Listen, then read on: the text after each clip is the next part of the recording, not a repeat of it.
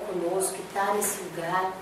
Embora muitas vezes a gente chegue e não pense, mas Deus está aqui não porque é aqui, mas porque nós entregamos o nosso coração para Ele. Porque Ele nos ama. E é nessa presença gostosa, é nesse toque, nessa entrega que nós temos vivido a cada dia, onde a glória de Deus, a gente não fala que sim, a gente fala um com o outro e a gente diz um para o outro. Como que é? É de glória em glória.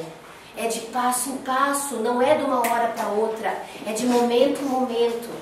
E desse momento para outro momento, Deus tem movido nas nossas vidas.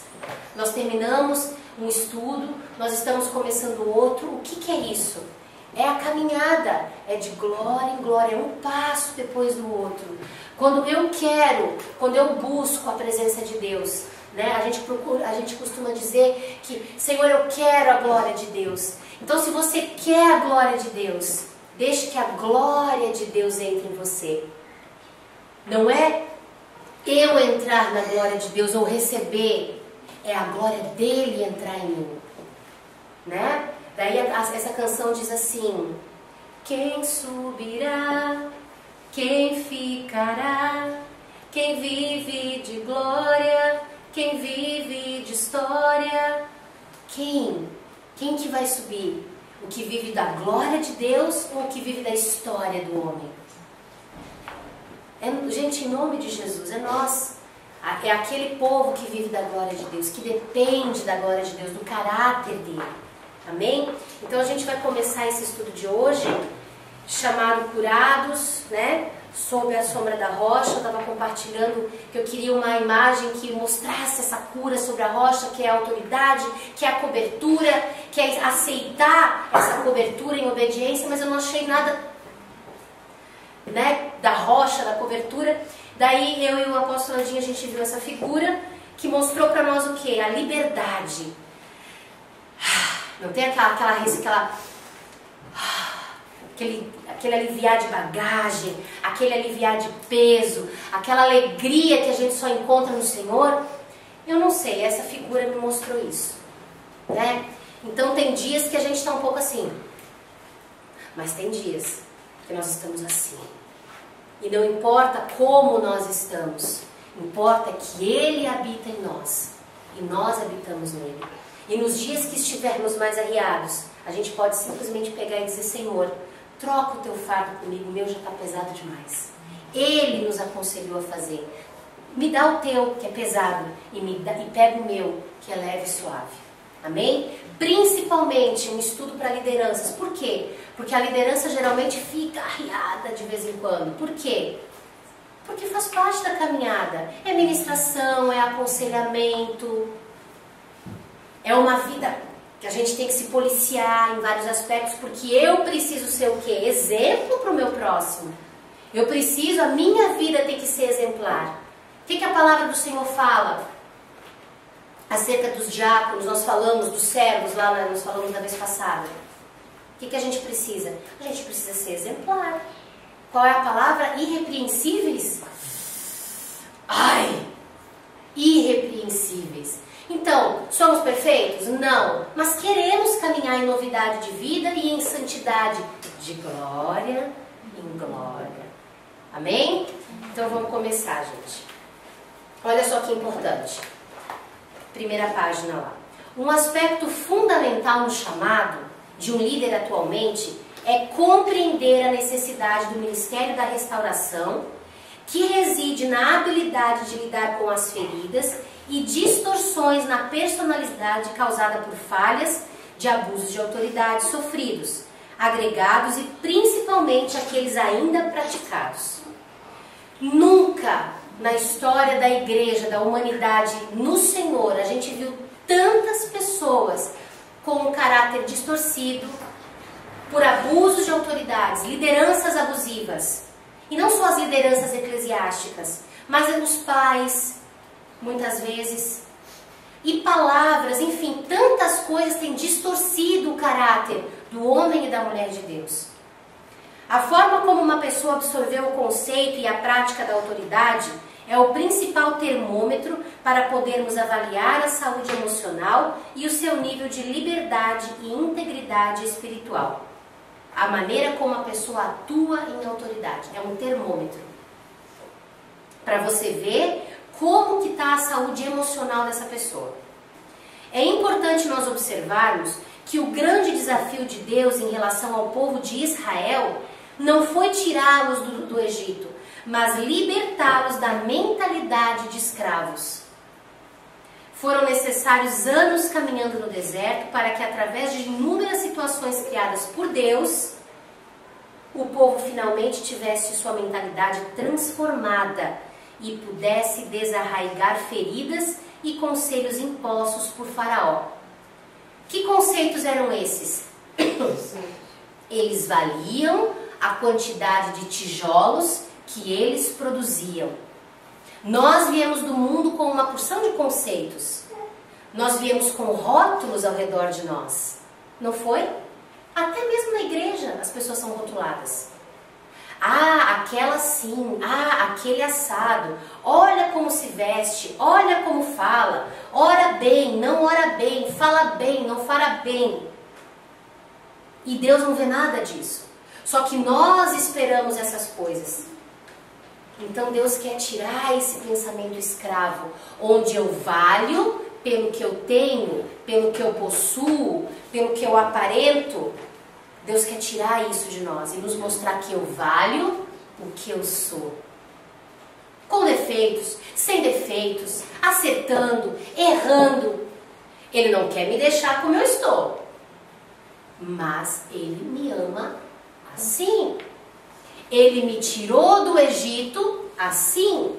O que Ele diz para nós? Que Ele escolhe os capacitados? Não, Ele capacita os chamados. Ele te chama. Você disse, aqui estou eu. Então agora Ele vai te capacitar. Meu Deus, mas eu?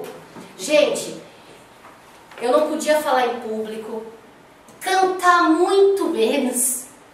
Já contei a história da perna, né?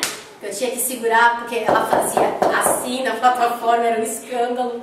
Pensa a pessoa na frente do ministério, tendo que ficar assim para segurar a perna, para não passar vergonha, porque a perna pulava, de nervosa. E abria a boca para falar, gaguejava, pestanejava, enrolava, falava a palavra, travava. Eu? Daí quando eu digo que eu era tímida, as pessoas me olham, hã?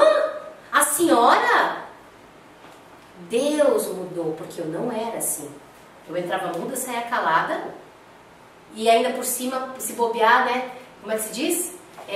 Lacrada, mais ainda. Morri de vergonha. Morri de vergonha de tudo. De respirar, de chegar, de ir, de voltar, qualquer coisa era uma vergonha.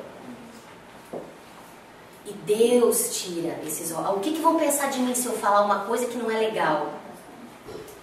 O que vão falar, o que vão pensar, o que vão dizer? Será que eu vou agradar? Será que eu vou ser aceito? Assim a gente vive, a gente aprendeu. Mas nós temos que entender que a realidade é que nós valemos simplesmente porque nascemos. Nossa, é tão simples assim? É. Porque Deus planejou cada um de nós. Então eu valho simplesmente desde o momento, desde o ventre das nossas mães. Ali eu já valia. Ali Deus já tinha um plano. Ali o Senhor já me amava. Então eu posso ter nascido, ter feito milhares de coisas erradas. Deus ainda assim te chama e me chama. Amém? Então, esse tipo de ferida, o povo tá, nós estamos, nós viemos para o Senhor assim, e alguns ainda têm esse pensamento, que precisa ser o quê? Curado. Para que nós geremos pessoas, o quê? Curadas. Ok? Anos de abuso não deixariam as suas vidas assim tão facilmente. Essa história nos mostra claramente o nosso próprio caminho a trilhar antes de termos a nossa herança estabelecida. Há muitos anos observamos um aspecto em especial que tem crescido de forma alarmante, a fragmentação denominacional. Compreendemos mais do que nunca que por causa da transferência de valores e conceitos de Deus por conceitos humanistas, fizemos da Igreja do Senhor, nós mesmos, um mero lugar onde nos encontramos aos domingos, aos sábados, às terças, às quartas, não importa o dia, dentre outros dias, prédios ou denominações. Transferimos a responsabilidade que cabe a nós de sermos Igreja de Jesus, a carta escrita de Cristo, para estar em alguma organização eclesiástica. Por isso que eu falo, é bom nós estarmos reunidos? Perfeito, maravilhoso. Eu tenho prazer de estar aqui com vocês. Prazer. Mas eu tenho que não estar só na igreja, eu preciso ser a Igreja do Senhor. Não estou dizendo com isso que estamos errados em nos reunir em algum lugar, mas inadvertidamente nos perdemos em algum ponto do caminho. Por causa desta perda de valores, acabamos nos envolvendo em denominações e não com Deus, que é o Senhor de nossas vidas. A divisão nunca foi e jamais será uma forma sadia de começar a caminhar, como os apóstolos da igreja de Atos caminhavam. Toda divisão está diretamente ligada com conflitos no campo da autoridade. Isso nos mostra claramente que estamos fracassando em nos relacionar através do princípio de autoridade. A divisão também é sintoma de que estamos perdendo muito no reino, podendo refletir a infelicidade de liderados arrogantes e problemáticos, mas acima de tudo, o efeito colateral de líderes inseguros e controladores, ou ainda as duas coisas. Outra coisa muito ruim é quando o padrão de santidade é substituído por um padrão de religiosidade, controle e feitiçaria dentro de nós mesmos ou do prédio que frequentamos. Nós vamos abordar assuntos bastante profundos. É importante a gente começar a entender isso dentro de nós. Todos nós. Né? Uma coisa muito importante, para deixar bem clara, eu não estou dizendo que você que está aqui comigo é assim, ou que você que está me assistindo é assim. Eu não posso fazer isso. Eu estou usando essa linguagem num conceito geral. Aquilo que couber para você e para mim, nós vamos aprender, vamos orar para que Deus mude. O que não couber, use para perceber quando você for um líder, quando você estiver ministrando vidas e para ensinar como ser. E se você se pegar agindo dessas maneiras, não tenha vergonha. Vai para a presença de Deus, se humilha, pede perdão e diz: Deus, eu nem sabia que eu era assim. Em nome de Jesus começa algo diferente e Ele vai fazer, ok? Qual que é o nosso desafio? Salmos 12:1. Salva-nos, Senhor, pois não existe mais o piedoso. Finais dos tempos, gente. Os fiéis desapareceram dentre os filhos dos homens. Salmos 12:1. Então tá uma luta. A real é essa. Você olha lá para fora, você olha para dentro das instituições eclesiásticas, vamos falar assim.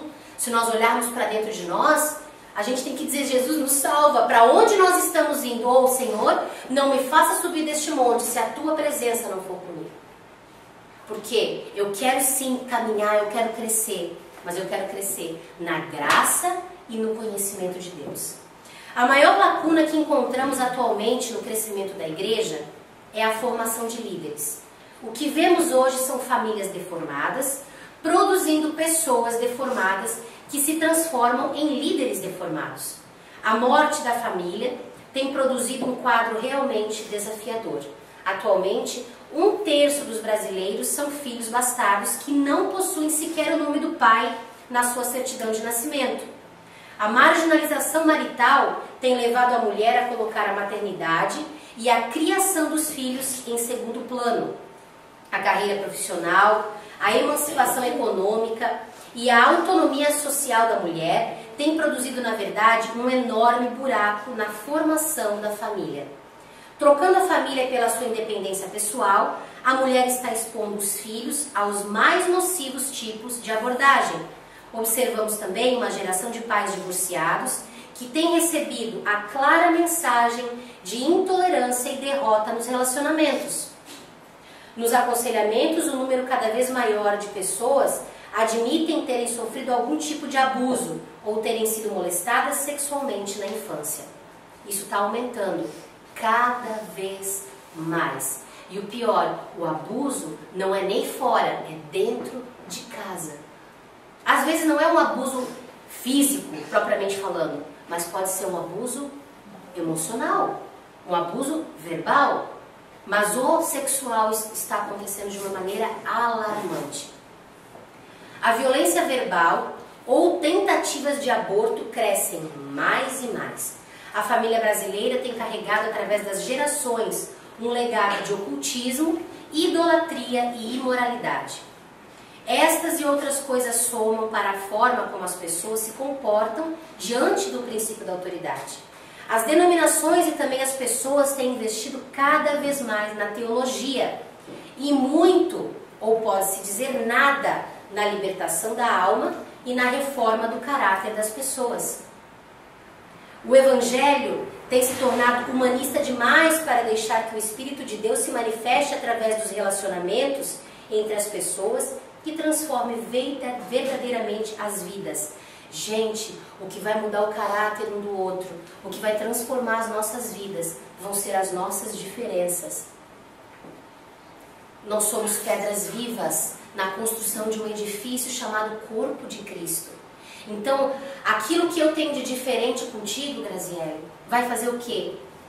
Nós vamos ter que nos encaixar nas nossas diferenças. Eu vou ter que abrir mão por você e você por mim. E vice-versa, e cada um aqui. Sim. Uma pergunta sobre isso aí. Vamos supor, como uma denominação vai crescendo onde eu estava, cresceu muito. Sim. Aí, como que o pastor vai poder tratar as pessoas aqui individualmente, né? Tipo assim, porque está sendo humanista demais. As pessoas chegam lá, é a massa, né? Sim. As pessoas ali ouvem pregações, preleções, mas assim, não são tratados na alma. Exato. Mas é muita gente com uma pessoa só. Mas aí é que tá, por isso que nós estamos formando um time. Nós precisamos ter o quê? Uma equipe formada em todos os aspectos. Lembra que nós temos 5 ministérios dentro da igreja? Apóstolo, profeta, evangelista, pastores e mestres? E que cada um de nós, claro, tem um chamado específico, mas o obreiro aprovado tem que ser aprovado em toda boa obra. Só que no caso eles não se preocupam em formar pessoas de caráter. Exato. Quer dizer, eles não estão fazendo isso dentro da igreja. Não estão formando o caráter de Cristo nas pessoas dentro da igreja.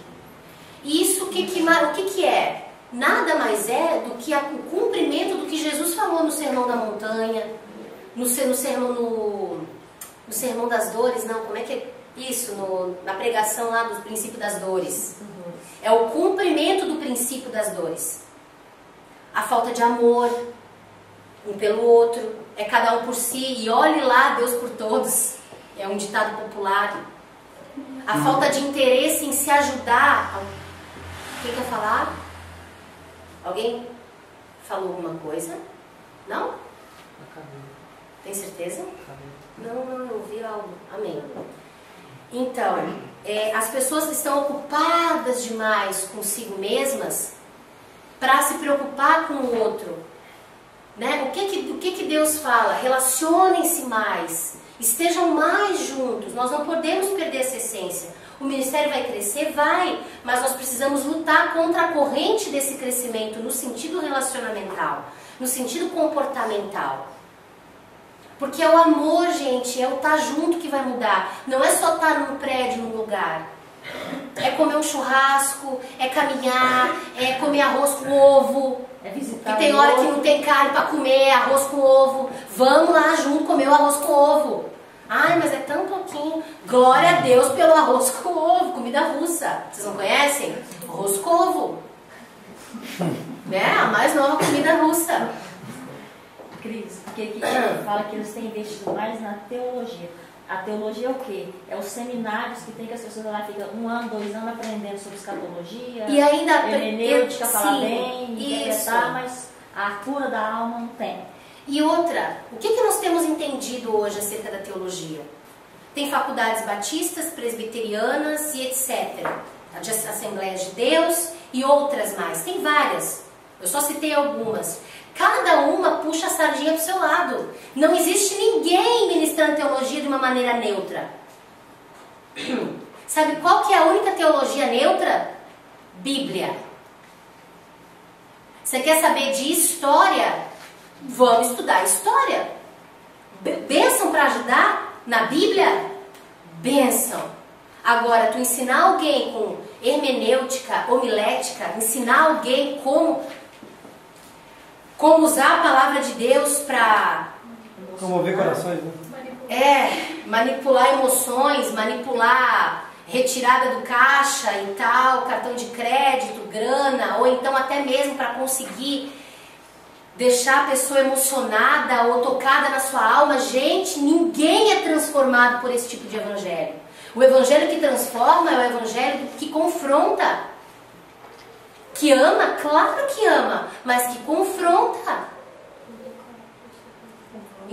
Confronta nos nossos erros.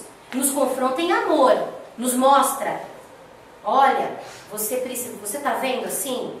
Então, amor, eu te amo, mas eu preciso que você deixe eu trabalhar em você nessa área. Deus fala com a gente assim. E cada um Deus fala de um jeito, não é igual para todos. Mas é importante a gente entender. Esse é o evangelho que gera vida e vida em abundância. O Senhor prometeu isso. Por que nós não vemos as pessoas com a abundância do Senhor nas suas vidas? A maioria. Eu sinto a abundância de Deus na minha vida, sinceramente. Eu não quero parar por aqui, eu quero mais. Não, estou satisfeita, vou sentar, tá bom assim. Não, eu quero mais. Mas eu sinto a abundância de Deus na minha vida. Mas não é porque eu sinto a abundância de Deus na minha vida que eu vou me conformar, tomar a forma desse mundo. Nós estávamos conversando. No Evangelho, o que Jesus nos chamou para fazer com ele? Caminhar. Certo? Ser pescadores de homens. Um pescador fica parado, quieto, sem fazer nada? Numa caminhada, tem como caminhar sem se movimentar? Então o Evangelho é o Evangelho vivo, você caminha, você dá passos, podem ser pequenos passos, mas você não fica parado. A não ser que Deus te diga, espere de trás das amoreiras, até eu te dar o sinal, como ele fez com Davi. Mas se não, você dá um passo de glória em glória, dia após dia, ok? Se você parar, o que vai acontecer? Você vai morrer? Você vai retroceder? Não existe como parar sem retroceder. Você parou, por um tempo você consegue ficar acomodado. Mas eu não sei qual é o tempo. Jesus não deixou isso escrito na palavra. Mas em algum momento, isso vai gerar um retroceder. E a gente corre o risco de morrer. Fala?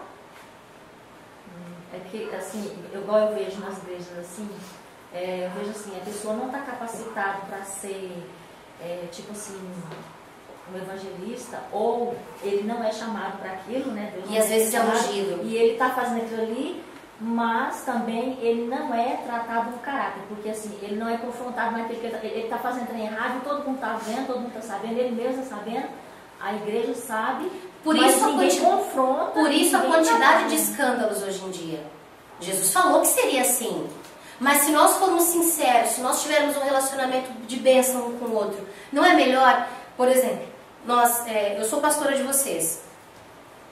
Daí eu tô tomando atitudes, sei lá, tô fazendo algumas coisas que não tá legal. Qual o problema de alguém orar por mim, pedir para Deus preparar um momento e alguém me alertar em amor? Tem algum problema nisso? Gente, isso é amor, isso não é demonstração de acusação, isso é demonstração de amor por mim. Só que as pessoas não recebem assim. Por quê? Por causa do caráter distorcido. Eu sou uma autoridade, ninguém pode me falar nada. Pode sim. Não pode falar de qualquer jeito, tá? Eu ensinei isso na ministração passada. Não é de qualquer maneira. Ora, vai para a presença de Deus, pede para Deus falar com a tua autoridade. Pede para Deus, de repente, pegar e te levar a uma situação para conversar com eles. Com eles, com elas, enfim, com quem seja. Se Deus te disser, não fala, obedece. Porque se Ele falou para você não falar, de duas uma. Ou Ele já falou, e Ele vai mudar, ou Ele já falou, e ele não vai mudar e o juízo está próximo. A real é essa. Agora, se Deus preparar um momento, glória a Deus. Daí não aconteceu nada, eu não consegui o que eu queria. De duas, uma. Ou eu tenho que ir para a presença de Deus e dizer, Deus, eu tenho que abrir o meu coração, porque eu acho que quem tem que aprender sou eu. Porque a gente precisa crer em quem está caminhando com a gente. Certo? Vida de oração, vida de jejum, de palavra, né? Então, é importante. Então, olha só, o resultado da formação sem transformação redunda em escândalos cada vez mais desgastam a credibilidade do povo de Deus. Então, isso que a Patrícia falou com relação às pessoas não estarem preparadas, né? Porque não tem, assim, ó, nas costas a pessoa fala, quando chega na frente que é a hora de conversar, não tem coragem, porque vai ser desconfortável, vai ser ruim, o que ela vai pensar de mim? Gente, se for em amor, na hora a pessoa pode até não gostar, mas depois Deus vai ministrar. Ou vai ter pessoas que vai ficar... Ou vai embora, vai ter gente que vai embora. Porque não quer o confronto. Vai ter pessoas que vão embora e nós vamos sofrer. Quantas vidas já vieram e já foram embora? A gente sofre, mas nós não podemos abrir, cerrar a cabeça e botar lá dentro. Não, é a escolha de cada um. Então, olha só, de forma geral, tanto a família quanto as denominações têm falhado em produzir pessoas emocionalmente maduras e moralmente confiáveis. A formação vocacional sem transformação moral incentiva um evangelho superficial e deformado. Então nós precisamos focar as nossas vidas em formar líderes suficientemente curados e maduros para a colheita que virá a qualquer momento. Formar líderes suficientemente curados, não quer dizer completamente curados. Por quê? Porque Jesus vai fazendo de glória em glória em cada um, conforme a sua caminhada. Não existe ninguém perfeito. O único perfeito foi Jesus. O único que nós devemos imitar, querer ser como ele foi. Dar o melhor da gente. Né? Vamos dar o melhor. Mesmo dando o melhor, ainda vamos falhar. E glória a Deus. Porque o que nós aprendemos na ministração? Na outra, errar é quando eu não tenho nada para aprender. Então, mesmo no erro, eu tenho a oportunidade de buscar algo para o meu crescimento. Agora, quando eu não tenho nada para aprender nem com esse erro, daí ele é um erro mesmo. Daí se acaba tudo. Se você não tem nada para aprender com aquilo, é complicado, tá? Conto com você para que juntos possamos frutificar a tal ponto através dos nossos atos, dos nossos frutos maduros e curados, e causar tamanho impacto na vida das pessoas, ao ponto de poderem ver em nós o caráter chancelado de Jesus. Que possamos dizer, não vivo mais eu, mas Jesus vive em mim. Eu sou a carta escrita de Cristo, não escrita por mãos de homens, mas escrita por uma vida no altar, na santidade e na presença do Senhor. Enquanto eu escrevia, eu trabalhava nesse estudo, eu escrevi essa parte aqui do desafio. Foi muito interessante a forma como Deus ministrou meu coração. Eu tive que parar várias vezes porque eu comecei a chorar, sabe? Porque o desejo do coração de Deus, o Senhor está procurando adoradores que o adorem em espírito e em verdade. Ele não está procurando pessoas formais, certinhas, quadradinhas. Não! Cada um tem um molde peculiar. Só tem uma Poliana, não tem outra. Se tu ficar muito igual a mim, tu vai deixar de ser a Poliana. Então Deus quer você como você é, moldada a Ele. O único molde é Ele. Nós somos o quê? Pessoas que Deus usa para indicar o caminho, para ajudar a ver, a enxergar quando a gente não enxerga. Porque às vezes a gente não está vendo. Às vezes você está num lugar no meio da nuvem. E daí o teu líder está lá um pouquinho mais à frente da nuvem. E ele diz, filho, mais um passo. E se o filho obedece, ele vai dar o passo. E ele vai dizer, puxa, não estava vendo, estava bem na minha frente. Então nós servimos para isso. E se nós escolhermos desobedecer, ou eu vou parar, ou eu vou dar um passo para trás. Eu vou me afastar da visão que Deus tem para mim. E o tempo vai passar. E o tempo vai passar. Chegar um momento, eu não estou no momento. Né?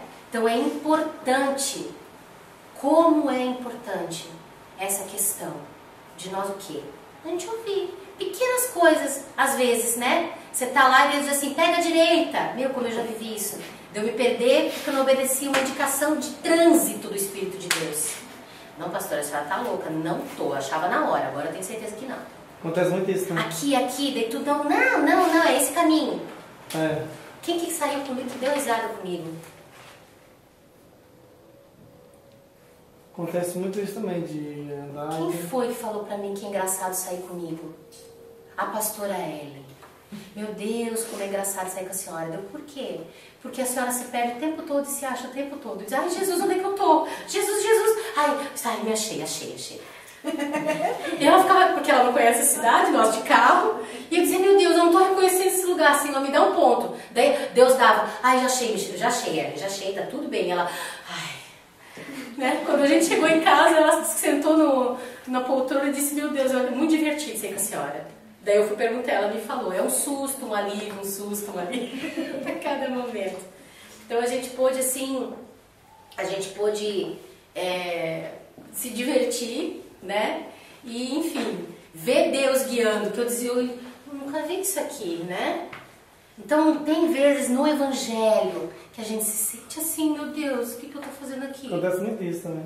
Onde eu estou? Para onde eu estou indo? Aí Jesus, clama para Ele. Jesus, o que acontece? Não estou reconhecendo esse lugar. Ele vai vir em teu socorro. É engraçado você estar parando, você pensa, vira direita, mas vou perder mais ainda. Não, vou virar direita, vamos ver o que vai acontecer, vamos ver. Direita vai ver a esquerda, vai para frente, e para às cima vezes vai ali. não vai. Aquele dia que nós nos perdemos, você lembra? Aquele dia foi um dia clássico. Lembra? Não, aquele dia que nós fomos ver o teu vestido de noiva. Que a gente foi parar, nem sei que lugar que era aquele. Sei que nós fomos indo lá perto de uma igreja que nós fomos visitar outro dia. Gente, que era aquele lugar? Eu disse, pronto, nunca tive aqui, Senhor, no cheiro. Me guia. No final chegamos em casa, foi bênção pura, ainda bem, né? Só tem que ligar pro marido, socorro, por favor, seja meu GPS. Mas enfim, Deus nos direcionou. Então vamos começar lá, gente? Tem algumas coisas que a gente vai repetir do estudo de autoridade espiritual da vez passada, mas com o intuito de relembrar, tá? Só algumas coisas, não são todas. Algumas com os princípiozinhos. Romanos 13, versículo 1 ao 2. Lê pra nós, Lucas. Toda homem seja sujeita às autoridades superiores, porque não há autoridade que não venha de Deus. As autoridades que há foram ordenadas por Deus. Por isso, quem existe a autoridade, resiste a ordenação de Deus, e os que resistem trarão sobre si mesmos a condenação. Então, olha só. A maneira pela qual Deus exerce o seu governo define o princípio da autoridade. A cadeia de autoridade, como extensão de comando, foi estabelecida por Deus com o objetivo de organizar, proteger e viabilizar uma administração efetiva.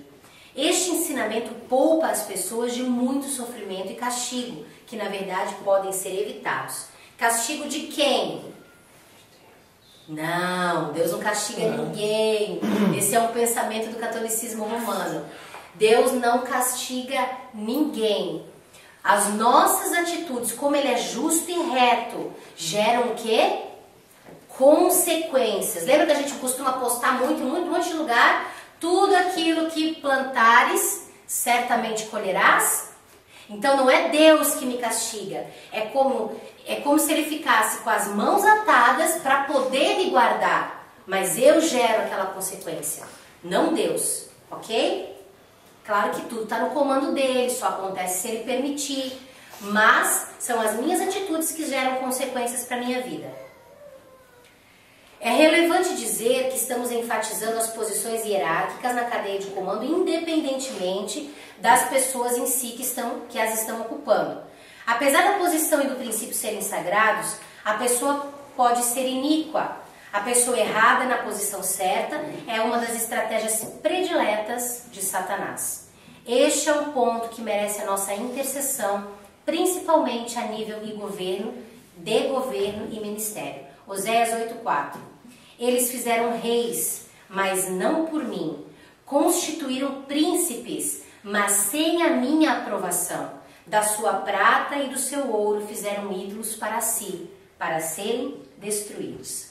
Então existem autoridades que foram colocadas pelos homens mesmo, sem a aprovação de Deus, mas estão lá.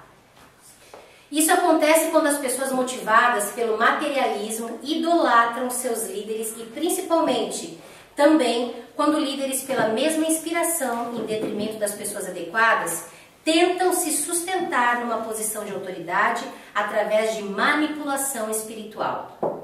Desta forma, Satanás se infiltra, instaurando o famoso esquema Jezabel, com o intuito de adoecer estruturas de liderança. Cada vez que a pessoa certa sai ou é retirada da sua posição e uma pessoa errada a ocupa, pessoas serão feridas, perseguidas, injustiçadas, e o corpo que está sujeito a esta liderança vai sofrer, seja uma família, uma igreja, um ministério, uma empresa, uma cidade, um país. Vai haver sofrimento quando uma pessoa certa é tirada e colocada uma pessoa errada, ok? O fundamento da autoridade é um legado de Deus. Ninguém está isento de ministrar ou de ser ministrado pelo princípio da autoridade.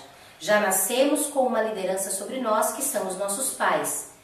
Deus criou Adão e depois Eva, que estava sob a autoridade de Adão.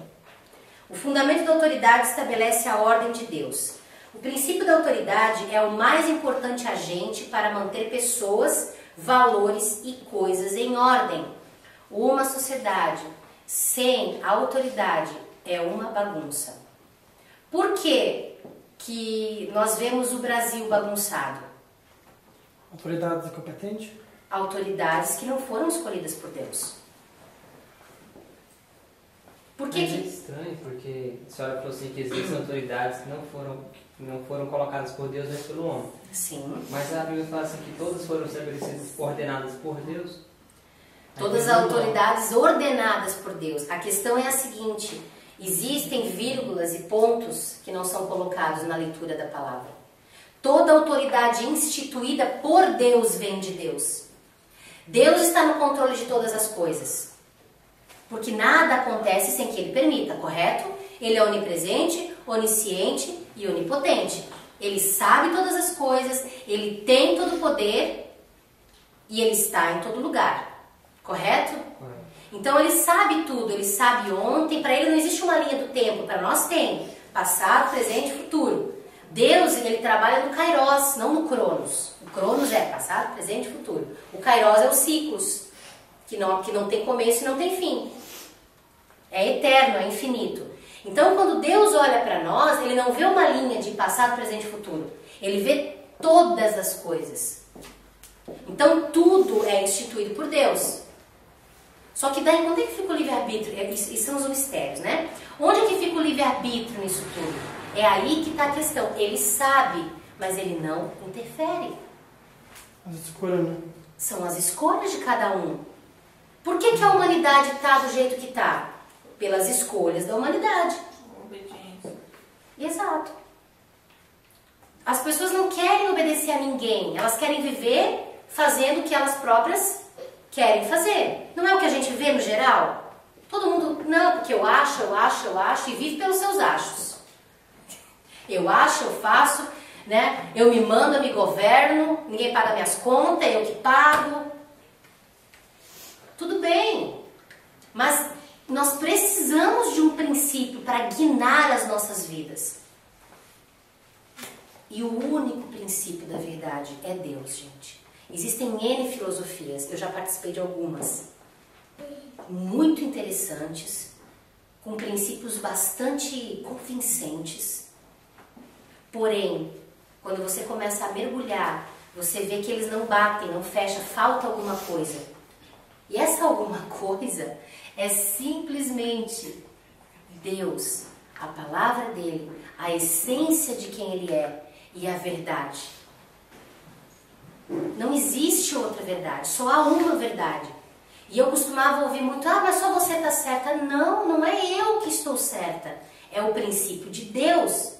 Não é o meu princípio, porque eu não criei princípio nenhum. Senão seria o meu princípio. Se eu criar algo, um princípio. São os princípios de Deus. Esses Eu vivo isso. Nós vivemos isso. Então a gente tem que o quê? Defender isso. Não como uma religião, mas como um princípio de vida. Que nem a adoração. Que a gente costuma dizer que você vai lá, pega um violão, pega um teclado, faz uma canção linda, comove corações, a gente chora, não pelo espírito, mas pela alma. E, poxa, que unção! Se não gerar transformação, do que adianta? Tem que gerar transformação. Tem que estar no processo. Isso. Mas demora sim, mas vai gerando de glória em glória. Um passo depois do outro. Não importa o ritmo do passo, mas está acontecendo o passo. Tá entendendo? Não importa se está demorando. Em Deus nós temos que ser pacientes. Deus sabe o teu tempo. Deus sabe o teu. Deus sabe o teu. Deus sabe o teu. O teu. O meu. O de vocês. Deus sabe o tempo de cada um. Mas é importante eu continuar dando os passos, mesmo que pequeninos. Ok? Então, olha só. Uma boa liderança produz ordem e desenvolvimento. De forma alguma, uma posição de autoridade pode ser ocupada levianamente ou sem responsabilidade, sem compromisso, só com interesses próprios, né? Que giram em torno dos ganhos pessoais e tudo mais. Antes de estabelecer alguém em autoridade, esta pessoa precisa ser treinada, testada e aprovada. E a gente não vê isso acontecendo nos ministérios. Simplesmente, às vezes, é alguém que chega e que demonstra uma abertura completa em trabalhar. É uma pessoa ativa. Bota pra trabalhar. Não prepara, não ensina. Não, mas ela quer, bota lá. Não, calma aí. A pessoa vê que ele é dinâmico, aí Tem que ter devagarinho, tá certo? Né? Vamos esperando, vamos vendo. Eu era uma que eu cheguei, quando eu converti, que eu botei a mão no arado, eu queria... O que tinha pra fazer, tava eu lá. Uma necessidade, uma coisa. Sabe? Eu precisava fazer alguma coisa, eu não podia ficar parada se eu tinha algo pra produzir. Isso é ruim? Não.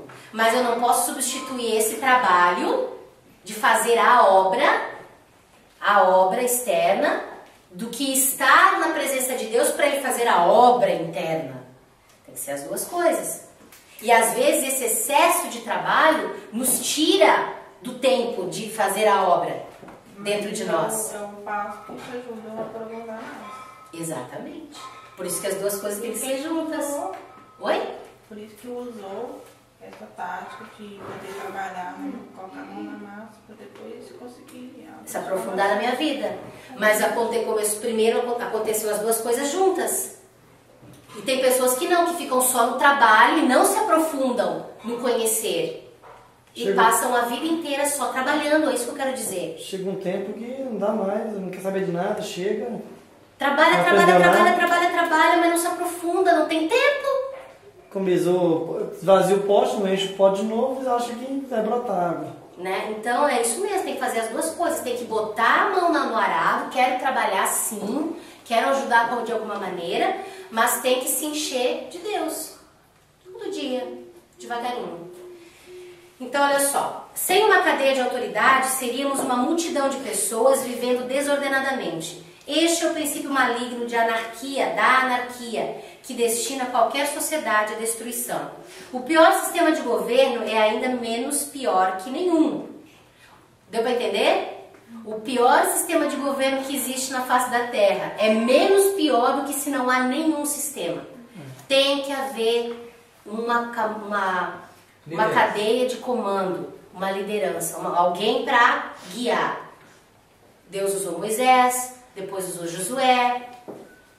Aquela coisa que aconteceu aqui no Brasil, então, a respeito eu esqueci o nome agora do que aconteceu. Não, só que o pessoal se rebelou, então não foi de Deus não. O que, querido? Pois é, Começou aqueles movimentos contra a ditadura. Agora você O Fora Collor? Direta já. Direta já, muitas coisas. Mas é que mas foram os extremos daí, entendeu? A ditadura, ela foi boa por um aspecto, se a gente for estudar a história. Porque, só que olha o que aconteceu. Do excesso da ditadura, foi pro excesso da libertinagem. Agora fechado demais ou era aberto demais, não tinha meio termo. Ou rebelava ou... Foi. Abriu. Aquele monte de gente que foi presa, várias pessoas que foram exiladas, que aconteceu uma porção de coisas que a gente sabe, várias pessoas mortas, assassinadas, os extremos. Tudo tem um ponto positivo e um ponto negativo. Mas o que a gente tem que entender é que a única coisa que serve para nos guiar nas nossas vidas, que é neutro, que não tem interesse próprio, porque todo sistema humano tem um interesse próprio. Agora, o único sistema que não tem um interesse próprio é o reino de Deus. O interesse dele não é próprio, o interesse dele está em nós, é completamente altruísta. Não é egoísta, é altruísta. É o dar completamente. Todos os outros sistemas levam para o quê? Para o interesse pessoal de alguém, para algo, enfim, que ou vai para um extremo ou vai para outro. Entendeu? Então, olha só. O estilo de liderança é da pessoa. O princípio da autoridade é de Deus. Se não soubermos estabelecer esta linha fina entre a pessoa de autoridade e o princípio da autoridade, nós podemos facilmente incorrer em erros terríveis, trazendo condenação para nós mesmos. Muitas pessoas estão espiritualmente desencaixadas e perdidas, porque, em virtude de decepções com autoridades, se rebelaram contra o princípio da autoridade. A gente vê acontecendo o quê? Hoje, principalmente com relação ao pai, à mãe, mais dentro da família. Se você não tem um relacionamento saudável, sadio com o teu pai ou com a tua mãe, vai ser difícil tu chegar em Deus. Se você manipula o teu pai e a tua mãe, provavelmente você vai querer manipular Deus também. Se o teu pai e a tua mãe se deixam manipular por você, você vai achar que vai conseguir manipular Deus. Só que o que vai acontecer? Deus a gente não consegue manipular. Daí quando eu não consigo o que eu quero, o que eu faço? Fico brava com Deus. Também, Deus, não vou mais fazer, não falo mais contigo. Ou então, sai da igreja.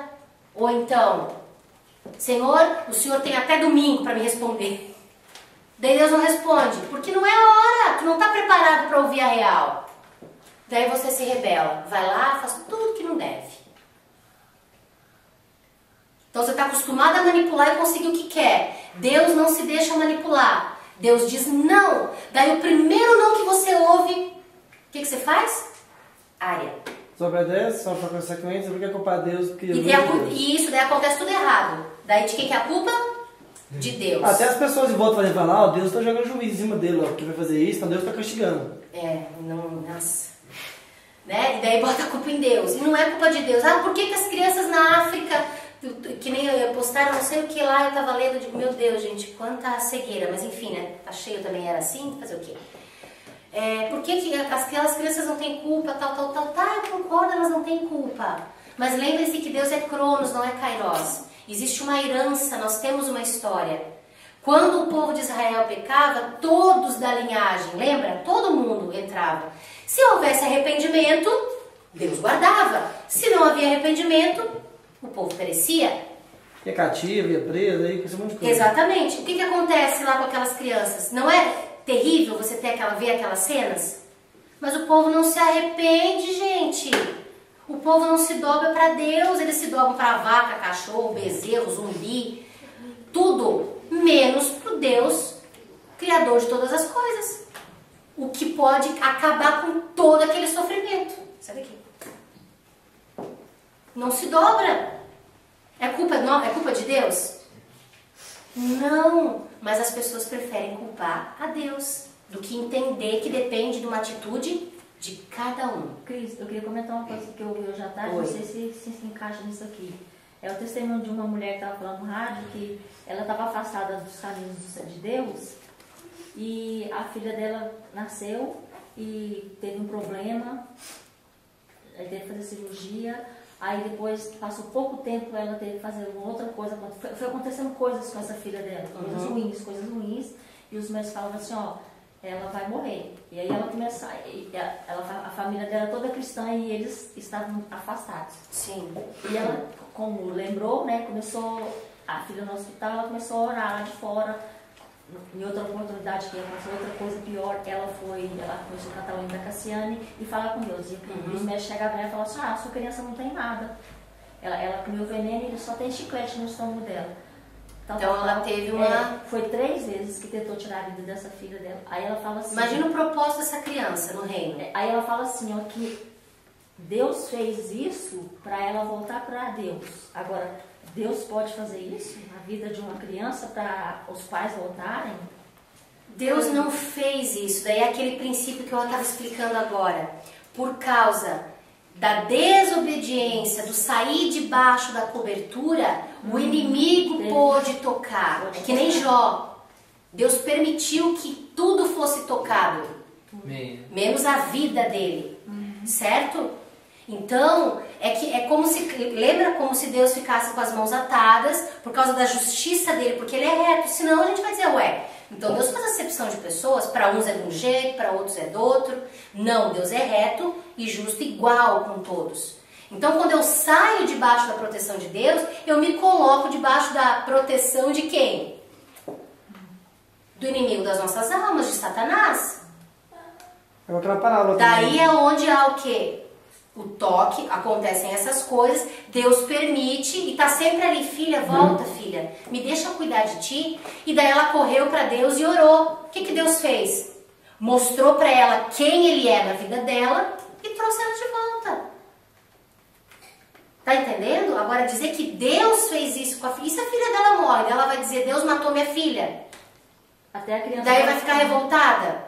Vocês estão entendendo a diferença? Não é diferente? Deus é Deus, gente. Deus, ele é amor, ele é fogo consumidor, mas assim, eu saindo debaixo do cuidado dele, vão haver consequências. Ok? Amém? Então vamos lá. Então olha só, as pessoas então acham-se feridas, resistindo e combatendo contra Deus. Algumas espiritualizam o seu conflito dizendo, não me submeto mais a homem, senão apenas a Deus. Estas pessoas ainda precisam ser quebrantadas pelo princípio da autoridade. A história do filho pródigo ensina que as pessoas são aprisionadas num lugar de sequidão e necessidades e até morrem prematuramente por infligirem e afrontarem este princípio. Uma desarmonia com este princípio impõe os mais severos quadros de insegurança, perversão e confusão. Pessoas perdem o fio da vontade de Deus, não conseguem discernir a porta e entrar pelo caminho a seguir. Tudo fica obscuro e um sentimento de desorientação se instala. Este desencaixe abala também muitos relacionamentos importantes e parece que tudo na vida entra em desordem. As perspectivas espirituais tornam-se confusas e distorcidas. O princípio da organização e da orientação espiritual se fundamenta numa correspondência com o princípio de autoridade. Está tudo ligado com o princípio de autoridade, vocês estão vendo?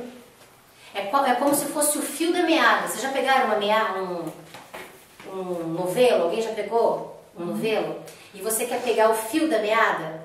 Que é o quê? Que é o primeiro fio. Se você desenrolar um novelo de fora para dentro, quando você for tecer alguma coisa, vai dar uma nozeira. Daí você puxa, o fio pula, vai para um lado, vai para o outro. Agora, se você conseguir pegar a meada lá do meio e você vai puxando, vai ter uns nozinhos, mas você vai fazer assim, ó. Solta. Se você fizer o contrário, vai dar nó. Só quem trabalha com... Faça uma experiência, de repente, peguem um novelo e façam isso. Você tira o miolinho de dentro e pega o fio da meada e você vai puxando. Vai soltando. Vai acontecendo naturalmente. Então, o princípio da autoridade é esse fio da meada. Se a gente começa a quebrar, e quando você quebra, porque quer quebrar mesmo, que Deus falou para você não fazer, você sabe o que fazer, e você não faz o que não quer. Quando você faz, Na ignorância, tranquilo. Acontece, a gente está aprendendo, não caiu a ficha, né? O cartão agora, nem cartão não tem mais, mal tem orelhão, né? É o celular, sei lá. Caiu o crédito. Isso, não caiu o crédito ainda, entendeu? Agora, quando cair, você tem a opção de escolha. Daí, se você escolher, você vai estar dando um nozinho. E daí vai ficar mais difícil de desenrolar o fio da meada. Vocês me veem de vez em quando crocheteando, não vê? Eu lá, puxando os fios tudo. É sempre do meio para fora. Então, olha só. A autoridade sempre caminha ao lado da responsabilidade. Por mais que uma posição concede poder, a autoridade legítima vem do caráter. Responsabilidade é a capacidade moral, através do livre-arbítrio, de crescer em santidade de caráter, correspondendo com as expectativas divinas.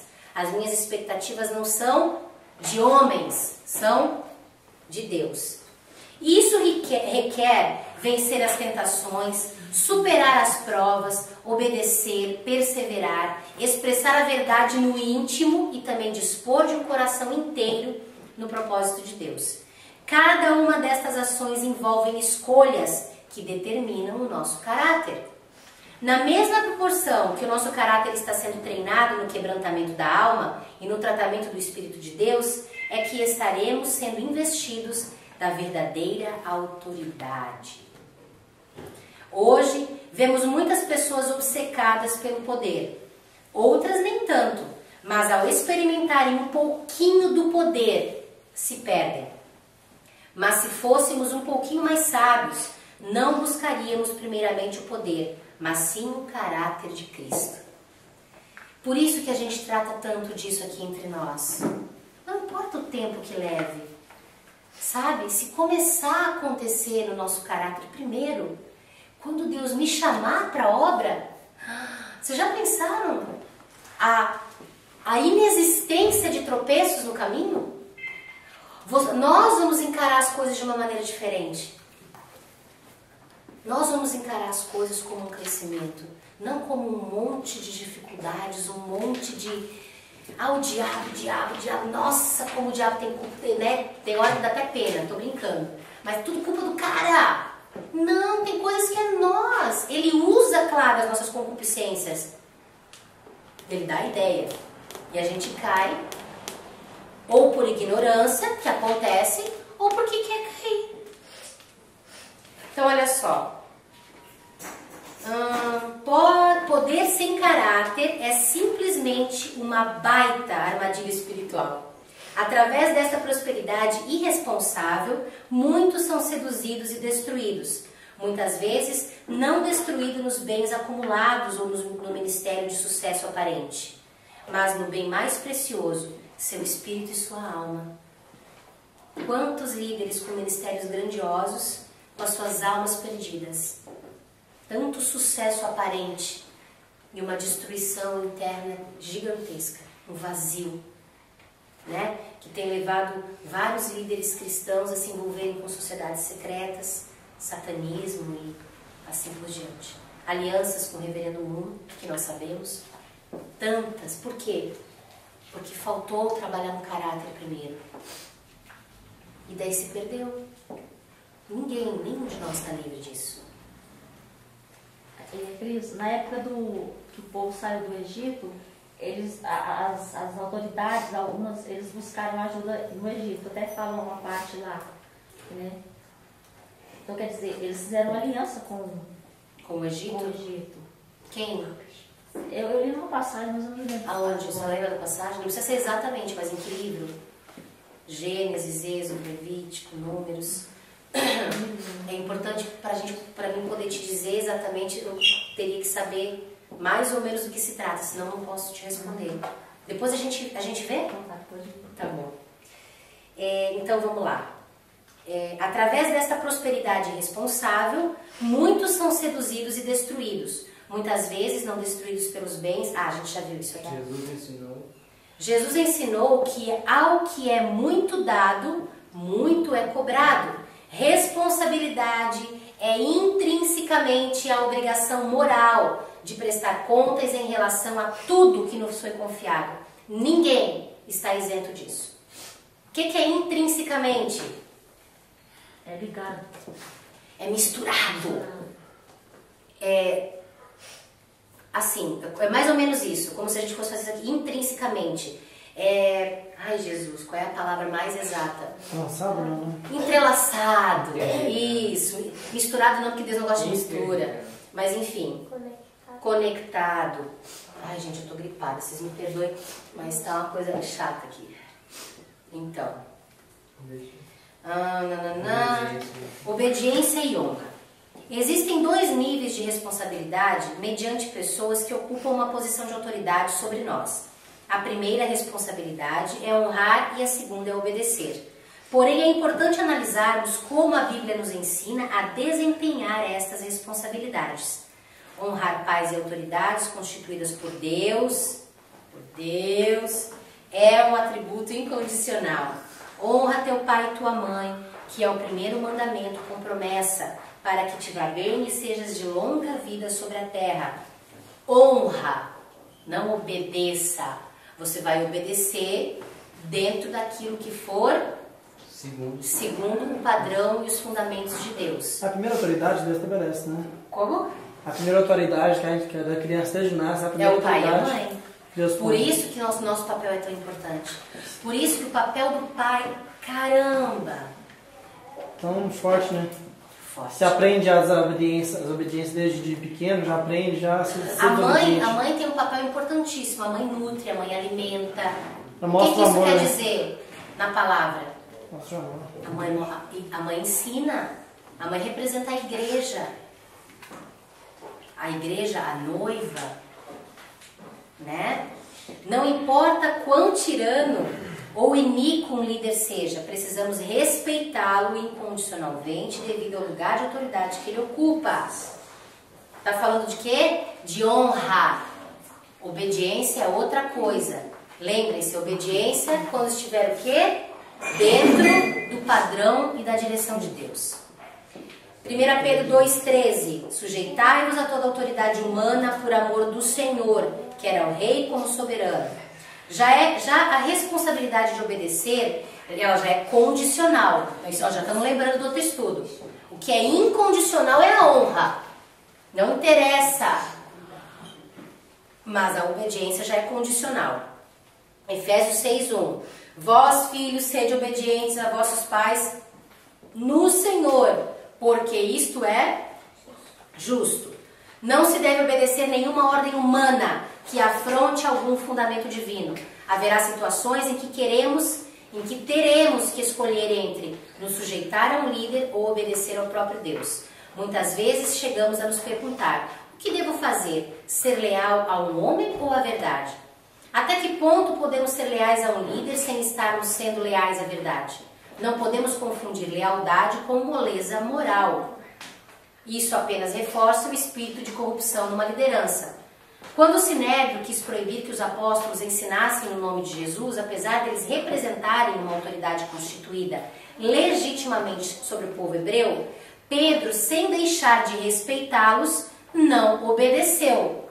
O que ele falou? Respondendo Pedro e os apóstolos disseram: importa antes obedecer a Deus que aos homens. Atos 5, 27 ao 29. Ele não negociou a sua lealdade à verdade. Ele falou: olha, vocês me perdoem, eu reconheço vocês, mas eu não posso deixar de pregar a verdade. Por exemplo, a gente fica sabendo de conversas por aí, de lideranças que chegam diante dos líderes, entendeu? Contando algo, não em arrependimento, mas para justificar o seu pecado. Quando é em arrependimento, glória a Deus. Mas e quando é uma justificativa? Não é um reconhecimento genuíno. Olha, errei, preciso do perdão de vocês, tem misericórdia de mim, como Deus tem tido. Quando é só para justificar, o que vai acontecer? Nada. Ou pior. Pior do que nada, as pessoas vão se tornar mais cheias de pecado ainda, porque aquele pecado foi confessado só para justificativa, não para perdão, não para arrependimento. Então a gente vê que Pedro não negociou a sua lealdade à verdade, certo? Nós não podemos negociar, nós não podemos vender. Tem até uma canção da Fernanda Brum que fala dos profetas que não se venderam, né? Peniel, acho que é Peniel, não é? Eu tenho visto o Senhor, Peniel, tem esta marca. Isso. Pois eu estive. Hã? Profetas que não vendem o seu ministério e nem negociam a solução. É isso. Então nós não podemos negociar. Princípio é princípio. Ele parou de funcionar. Princípio é princípio. Fundamento é fundamento. Não adianta, não podemos. Ah, não, mas para essa pessoa. Não. Deus é o mesmo para todos. Então, olha só. Posição. Deixa eu ver se a gente vai parar por aqui. Não, dá mais um pouquinho. Posição de autoridade é igual a caráter, mais o dom, mais o chamado e mais o tempo. Isso é uma posição de autoridade. Tem que estar envolvido tudo isso aí. Olha só. Temos aqui algo muito simples de se compreender.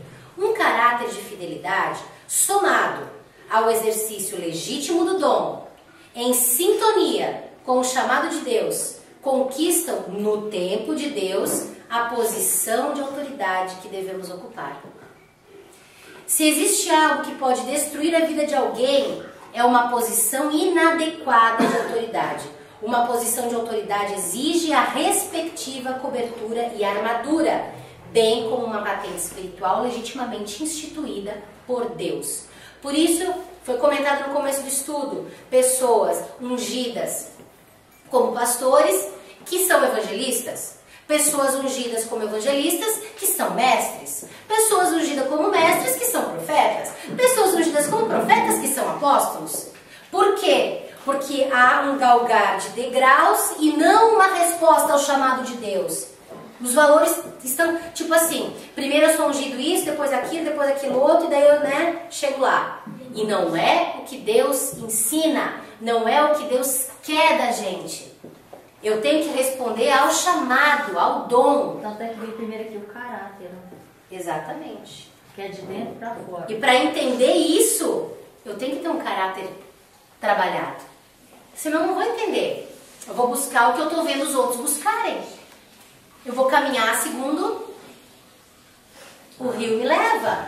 E se o rio não for de Deus? E aí, você está numa correnteza errada? Tem a cachoeira aí, Né? Vai cair lá embaixo, né? Se pegar a cachoeira errada.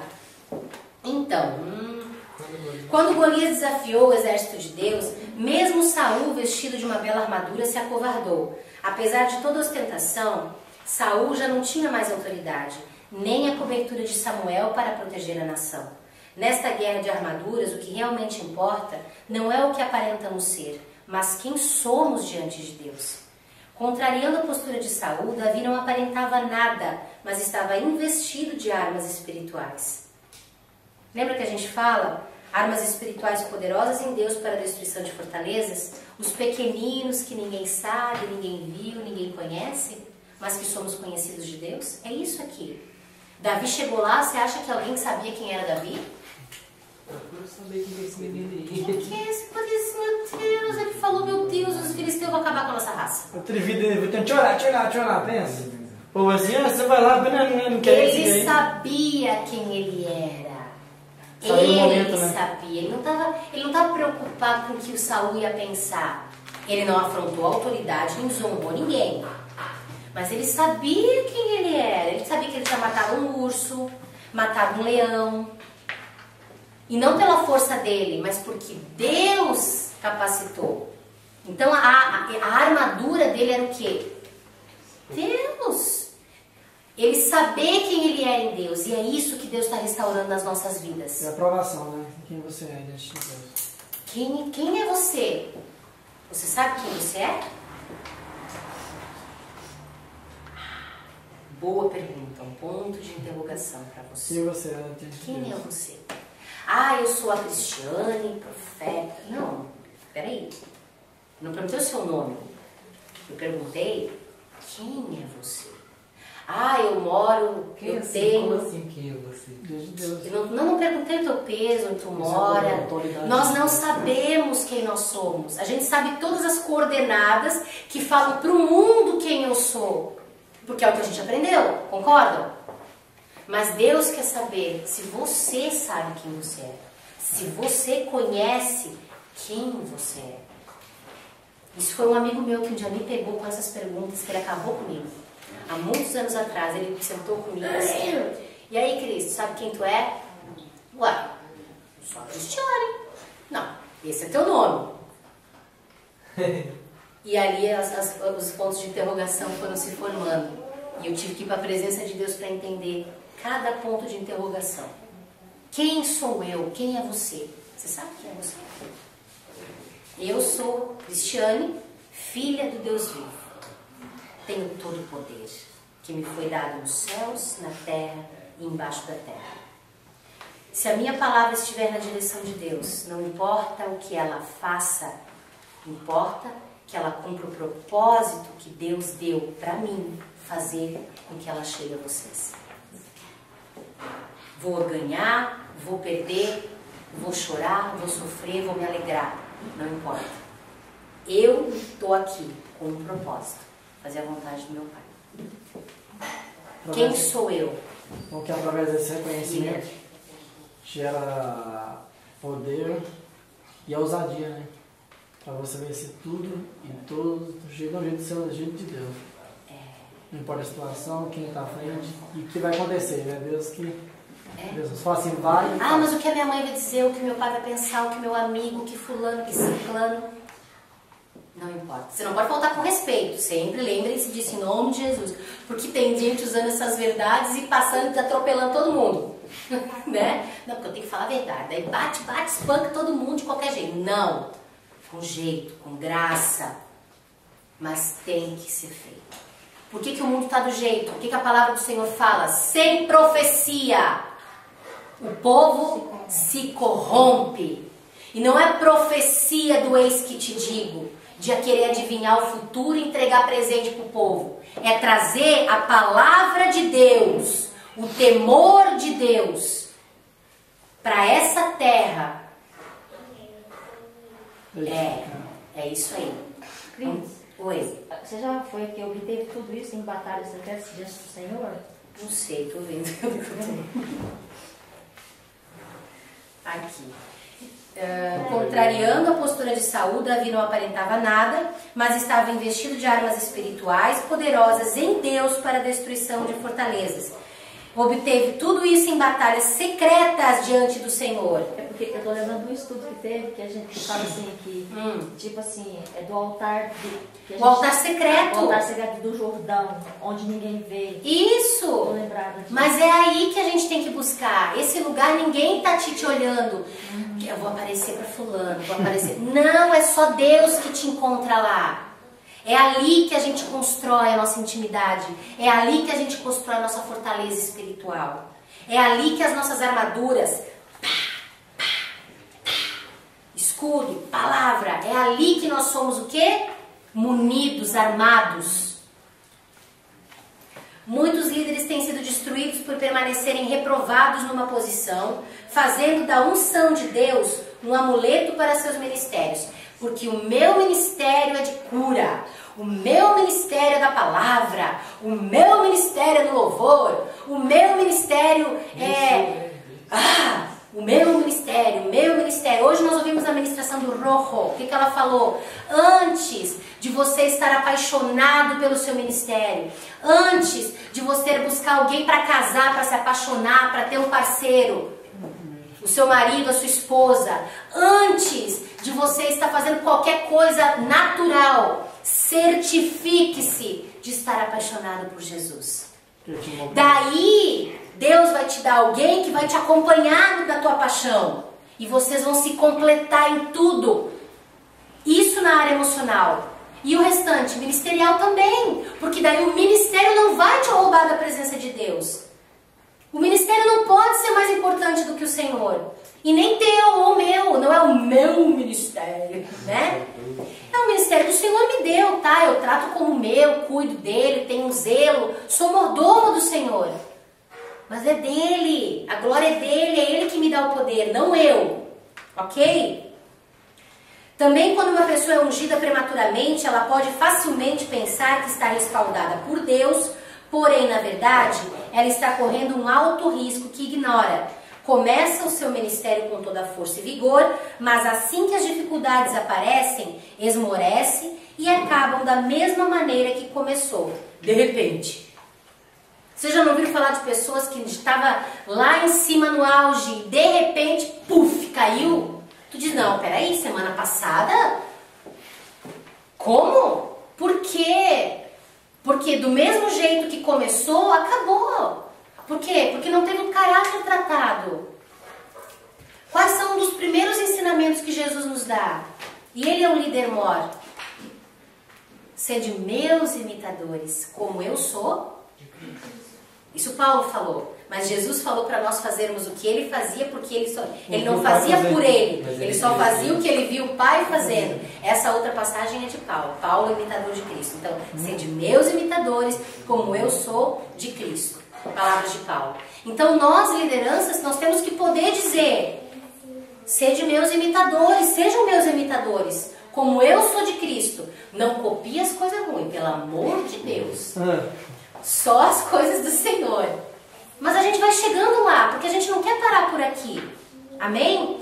Então, gente, hoje nós vamos parar por aqui, né, nessa parte aqui da posição de autoridade, que é caráter, dom, chamado e tempo. Precisamos entender e nos preparar. Amém? Que a graça e a paz do Senhor estejam contigo. Até mais. Glória a Deus.